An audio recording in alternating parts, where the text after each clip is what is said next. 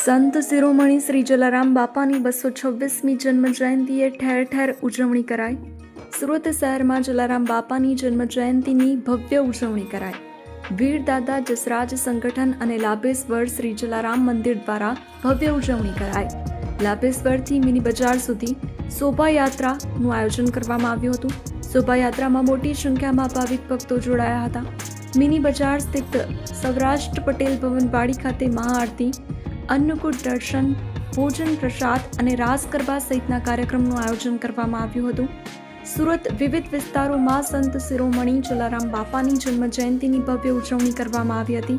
જલારામ બાપાના મંદિરોમાં દર્શન, શોભાયાત્રા, ભંડારો સહિતના આયોજનો કરવામાં આવ્યા હતા।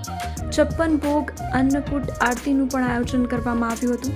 સુરતના એલપી સવાણી રોડ ખાતે આવેલા જલારામ બાપાના મંદિરમાં ભક્તોની ભારે ભીડ ઉમટી પડી હતી। જય જલારામ, મારું નામ રાકેશ પાઉ છે।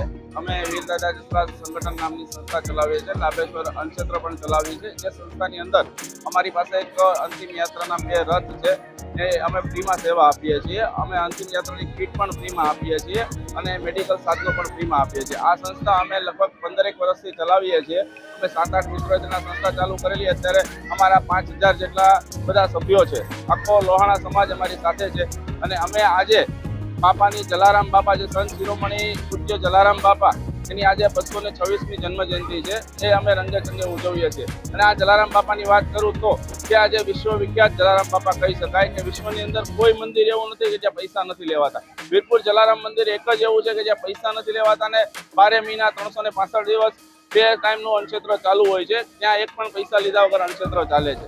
હવે આ જલારામ બાપાના વંશજો છે, એનો અમને ગર્વ છે અને આજે અમે એની 226મી જન્મ જયંતિ ઉજવીએ છીએ। જેના ભાગરૂપે સવારમાં અમે પહેલા પૂજન અર્ચન કરીએ છીએ, પછી એક મોટી વિશાળ શોભાયાત્રા હોય છે લાભેશ્વર ભુવનથી પટેલ સમાજની વાડી સુધી, અને અત્યારે 5 થી 10,000 15,000 જેટલું માણસ પ્રસાદી લે છે। પછી સાંજના પણ 10-15,000 માણસ પ્રસાદી લે છે। અન્નકૂટ દર્શન હોય છે। મારું નામ માનસી ગાયલ છે। હું અડાજણ વિસ્તારમાંથી જ આવું છું। આજે જલારામ બાપાની 226મી જન્મ જયંતિ છે। 34 વર્ષથી મંદિર છે ને લોકો દૂર દૂરથી, પહેલાં અમે સિટીમાં રહેતા હતા ત્યાંથી પણ અહીંયા દર્શન કરવા માટે આવતા હતા। દર ગુરુવાર ભરવાથી ભગવાન જલારામ બાપા મનોકામના બધી પૂરી પાડે છે। અને આજે ને વિના મૂલ્યે પ્રસાદીનું વિતરણ થાય છે।